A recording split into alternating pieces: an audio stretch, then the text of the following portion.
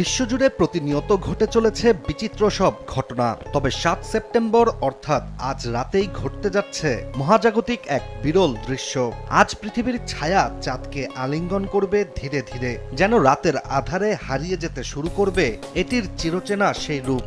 তবে এই অন্ধকারে চাঁদ হারিয়ে যাবে না, বরং রূপ বদলে পরিণত হবে এক রক্তিম লাল গোলকে। ঠিক যেন আগুনে দগ্ধ লালচে আলোয় ঝলসে ওঠা এক অদ্ভুত রূপকথার চাঁদের মতো।